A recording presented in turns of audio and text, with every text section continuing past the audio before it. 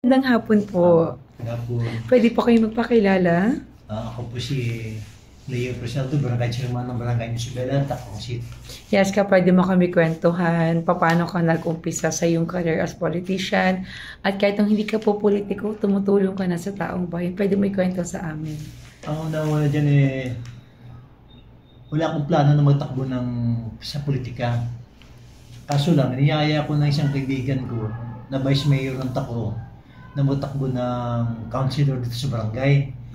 Sabi ko, ma'am, wala akong pera. Paano yun? Hindi ko pwede. Wala akong i-sustain sa mga tao na ganon. Sabi niya, sige na, total, may pamilya ka din yan sa Isabela, mga pamilya mo, baka makatulong yan sa'yo. Kaso lang, noong panahon na yun, yung pamilya ko nag-away-away kami, hindi pa wala pa. Nag-aaway kami talaga kaya, alam mo, loko-loko akong binata ko eh. Maraming kaso dito na hawakan ko na kaso na one time pa nga na mahirap na-orderan pa ako ng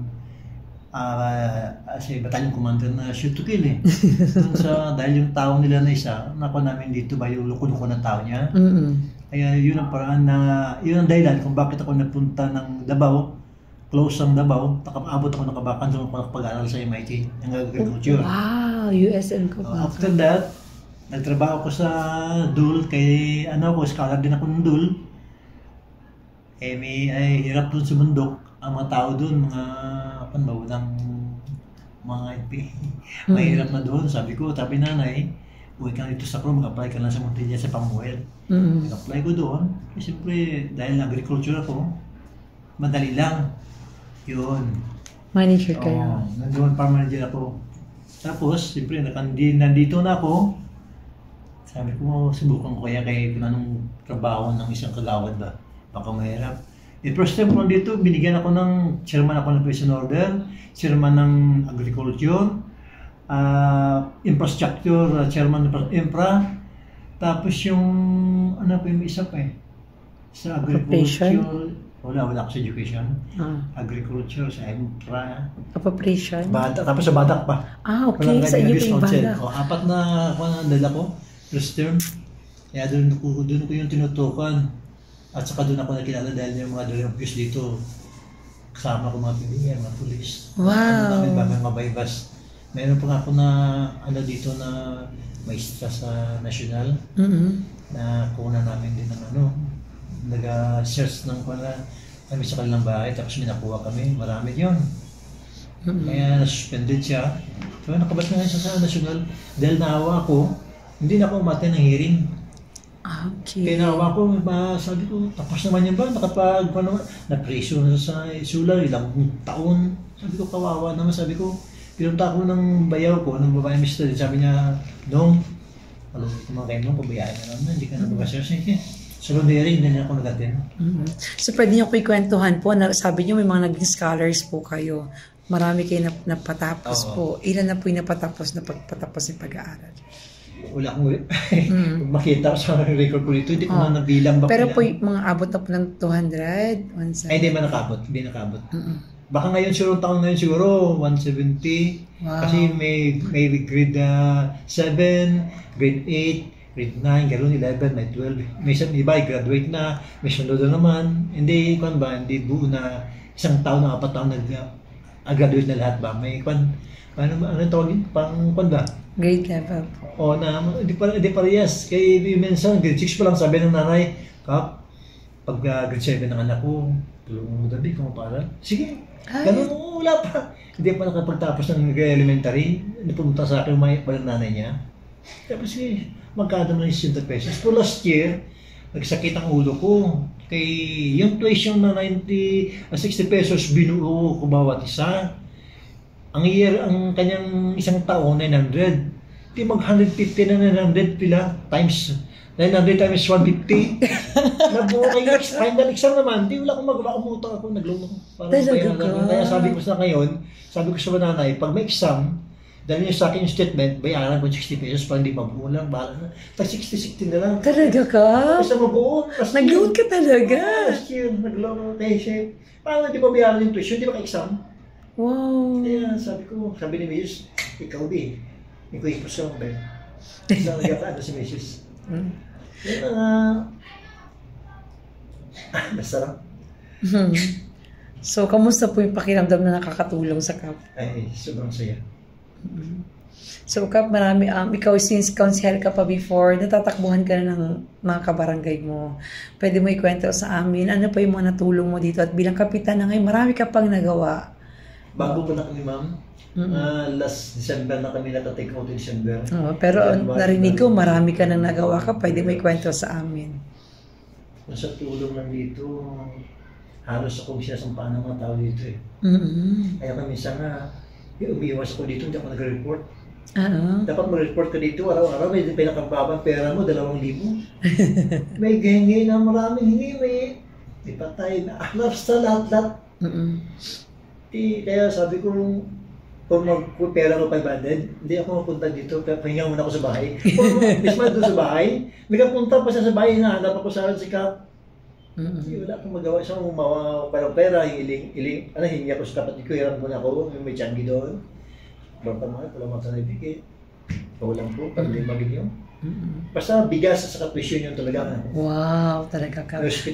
Yung hospital, may kuha ako sa butika. Sabi ko, kuha ka na ng resita sa doktor. Tapos tanongin mo sa butika kung pwede pa ako, kahit perman ko na lang. Wow, anong butika ka? Sa doon 3C, parang ngayon ko na. Yung kay may-ari ng station, sino lang? Sa Brigada Pharmacy? Brigada ba yun?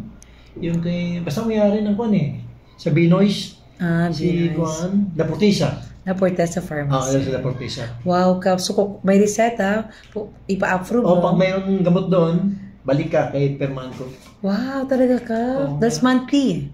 Kung depende, kung may pasyente na kailangan ng gamot, kung minsan wala man. Wow.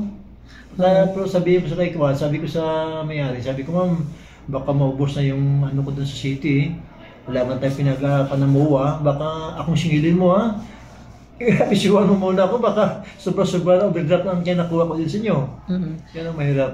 So ano pa yung gusto mong gawin dito sa iyong barangay, Kap? Ano pa yung gusto mong mangyari dito sa barangay mo? Ito mo lang akong dito muna pagtakbo ko. Isa mo lang, dalawa, ilan mo lang yun. Gusto ko yung peace and order. Isa na yun, no? Yung dalan na lubak-lubak, yun. Tapos yung street light, tapos yung kanal dahil pag ulan dito, nag-overflow ng mga tubig. Pero sa ngayon, nakakuha ako ng 1.2 million na solar kung gabi. Sabi ng mga tao, wow, ganda ka. Mayroon pa na akong darating na solar. Tapos yung, ano ko, yung baka next month, may 4x4 na dito na mag-maintain ng barangay.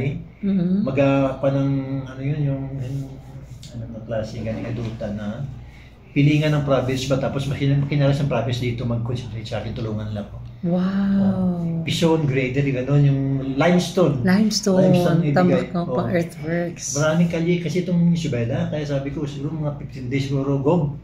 Ya kahit na, basta dyan siguro hanggang matapos. Di. Wow. Pakainin mo lang yung mga operator. Gano'n mo lang, pakainin mo lang, sabi niya.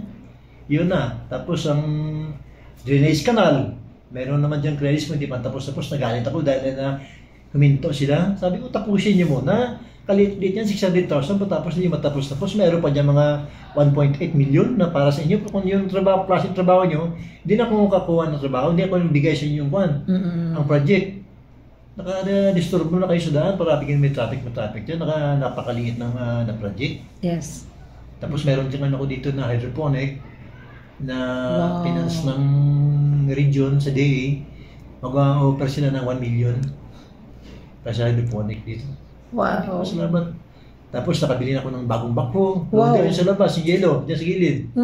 Tapos yung Travis na pang-sasakyan na pang-emergency na Isuzu, binili ko ng 1.7. Wala kami nga ayuda galing sa city na magbigay ng masasakyan. Wala. Sarili namin nagbili ng mga sasakyan. Ipon-ipon. Yun na lang. Kaya sabi ni Gob kapon, kapon yung service mo doon, sabi ko wala kang Gob pa meron ako ng bili. Sige, padaan ka doon ng bunggo. Wow. Padaan ka doon ng bunggo. Sabi ko, salamat Gob, salamat. Tapos yung pan mo, provider na pag area mo, daan mo, hindi ka naman problema. Wow. Kaya parang esperado na naman sa tulong nila na dahil noon. Ang panahon, yung kalaban ko dito, sila pang nag-finance siguro. Sila pang nag-finance. Kaya hindi ako lumapit sa kanila. Kaya lang, Pagkatapos ng election, siyempre may EBC. Election ng EBC na kung sino maging EBC president. Wala man akong kasama. Doon sa di ba pwede. Dito wala man. Pinuntahan ako ni Mayor. Sabi niya, wala man ang pinansa iyo. Kahit ako lang tumulong sa iyo kung pwede. Sama ka naman sa amin. Ganun ba? Tapos sabi ko, hindi, siyempre wala akong upod. Sino mo ba? Wala akong kasama. Sige, upod ako sa inyo. Tapos nandun kami sa labas. Nagbigay ng 100,000. First time makakahawak ko ng 100,000. Ganun pala dito. Tapos yung kasama namin na binigyan, hindi na sumipot. Kaya natalo ang kandidato. Ang kandidato namin na para sa EBC natalo. Dahil yung Tracy na, siyempre 20 na barangay, no? Pag Tracy, may 11 ka na, panalo ko na sa EBC mo. Opo. Expected yung Tracy kami, yung 6, nagbaliktad. Kaya talo yung kandidato namin sa suportar ng EBC. Ayan, hanggang ngayon, galit siguro sa si Mayor. Sabi niya, Allah. Binigyan mo naman. Buti na sana, hindi lang tinanggap yung pera. Wala problema, tinanggap nila po. Tapos, doon pa sila sa kanila. Kaya ngayon sa mga project sa barangay, may hirapan sila. Kami lang ang pituan ang pwede na kahit anong oras. Wow. May call nga ako ngayon, may contact na 1 million para sa mga mahirap dito. Ayun na, kagulo. Kanina lang, tapos sabi ko, tama na kay yung kuta ko mga 330 lang, heads. Nakaabot na ng 400 yung isa, dito kayo na sa folder. Kaya pahirapan ako siya nung ilaglag ko. Okay. So, Kap, sa lahat ng mga nabinigay sa'yo, maliban po sa Fravians, ano pa po yung gusto mong iparating sa national government, especially kay Pangulong Bongbong Marcos? May gusto kayong sabihin o may gusto pa kayong hingiin sa kanya? Kung sa hingin lang, marami sana. Sige po, please grab the opportunity po. Pwede po pakisa-isa po yung gusto niyong hingin. Mahirapan din tayo makabot doon yung mga... Makakarating po. Ano po yung gusto po ninyong hingin? Yung una dito, yung problema sa barangay, yung Central Elementary School, na kung na-demolish yung napakalaking gym. Okay. Kaya kung may mga program, dito na nagapunta yung mga elementary, kaya wala naman gym doon, mainit. Wala, hindi cover court ba? Ito man ang cover court na napanabi ng 5 million. Kaya nga sabi ko doon kay Gobe, sabi ko, baka makahingi tayo ito sa national ba?